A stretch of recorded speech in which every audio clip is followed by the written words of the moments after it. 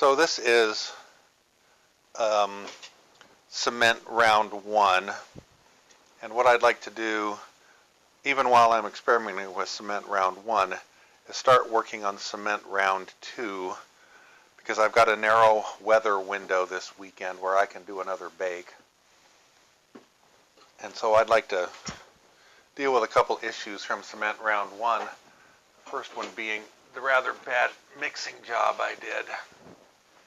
So my thought on round 2 is that I don't have to just use my ball mill after the main event. I can use it before the main event too. So I think what I'll do is cook up a batch of cement and ball mill it to mix it, because I had a problem with mixing my ingredients.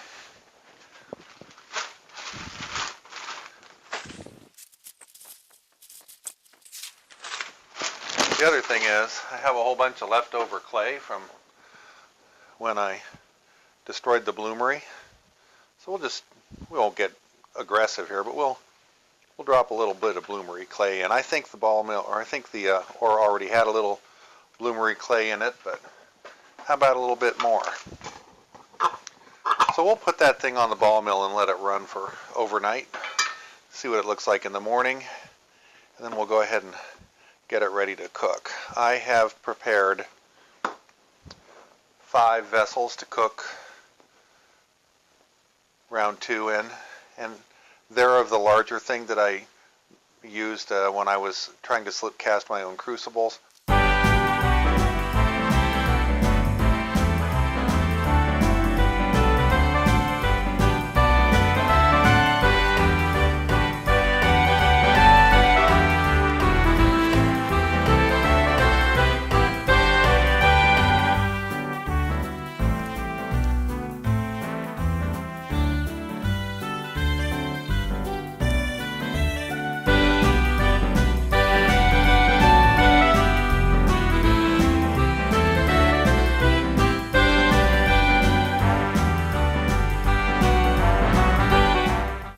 So I have my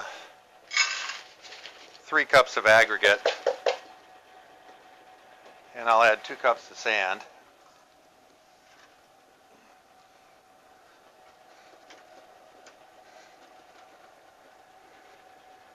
And then what I'll need is 1 cup of cement in order to complete my mixture.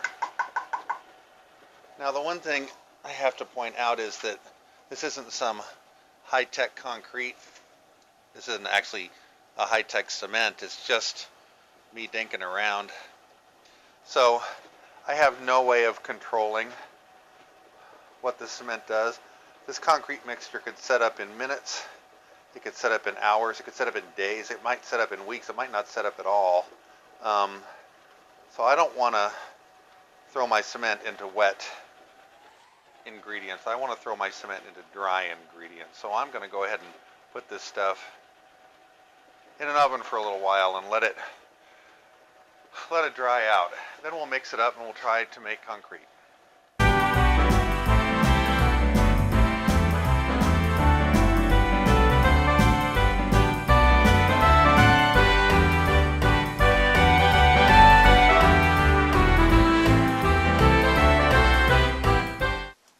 I think it's time for the first attempt to cast concrete, and in order to do that I need a little form.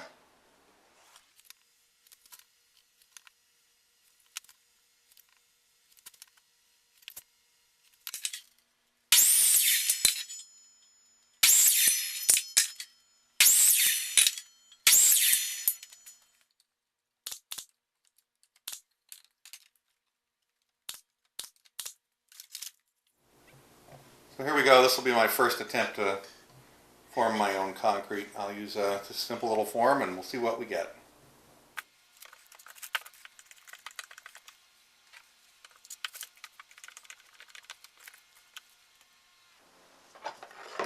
Okay, so as I said, the recipe is 1 cement, 2 sand, and 3 aggregate.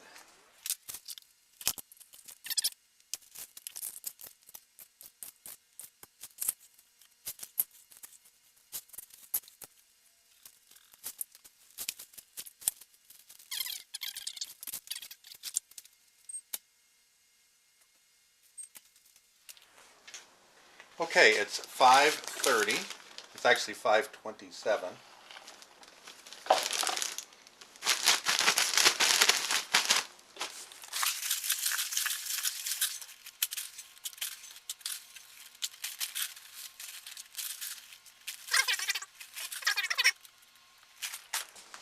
Alright, well that was a bummer because I wasted a bunch of cement. Because I made too much.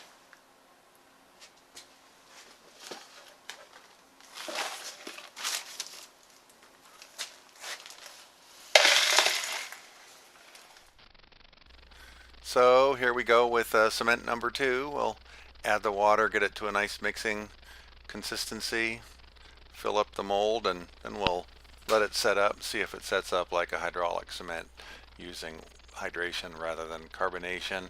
And then once it's hardened, we'll compare it to cement number 1 and see where we need to go next.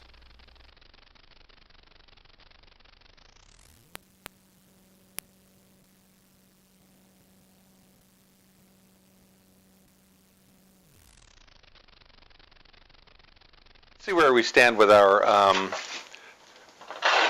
cement making. So this is cement number 1. You may remember it wasn't particularly well mixed, and I cooked it up, but then it hardened extremely slowly. It took 3 or 4 days before it really started to harden up. This is the excess because I made too much and I put it in just a plastic container, and it really didn't harden at all until I took it out of the plastic container. So what I have here is a non-hydraulic concrete, or a concrete made with a non-hydraulic cement. So a non-hydraulic cement hardens by absorbing CO2 from the air, and it takes a long time because there isn't that much CO2 in the air. And one of the ways you know that it's non-hydraulic is that a non-hydraulic cement will not harden underwater. And you can actually store non-hydraulic cements underwater and they won't harden. And this did not start to harden until I took it out and left it exposed to the air. Now it's not very hard. That's actually apparently characteristic of non-hydraulic lime mortars. So we'll give it another few days to harden up and see what happens. This is cement number 2. Now with cement number 2, I ball milled it to mix it first, and then I heated it some more. This is about 2 days old. It's as hard or as ringy almost as the non-hydraulic cement. This is a hydraulic cement. It started hardening. It was reasonably hard after about 3 hours. I'm not in any way claiming this is anywhere near as good as a commercial cement or commercial concrete, but it is a block of concrete. And I made it. We're going to give it another few days to harden up, and then we'll start exploring the properties of these strange and unusual substances.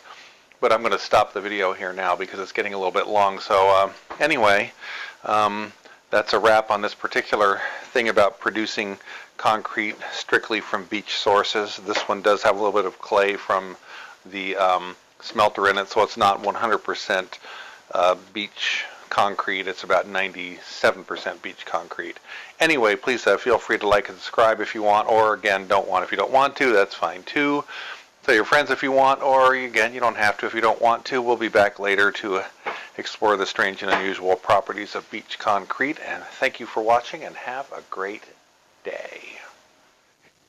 Here's my non-hydraulic concrete after I unmolded it. As you can see, I wasn't as gentle as I could have been, and it got a little friable. I think the most interesting thing is you can see the line on the top and the bottom where the CO2 coming in from the ends hardened this stuff more significantly than the center did. And if you tap it, you can hear that the sides are harder than the center is. So I'm going to let this sit for another week and see what it does. Here is what I thought was my hydraulic cement. I dropped it, and I wasn't as gentle as I guess I needed to be. Clearly it's not very sturdy. It's also got a line where the end plate was hardening through carbonation. So even though I thought this was hardening as a hydraulic cement, if it wasn't doing it very efficiently. I might try recasting this. I think I might try recasting it using a higher proportion of cement, non-cement components, to see if that makes a difference. Anyway, there you go. See you later. Have a great day.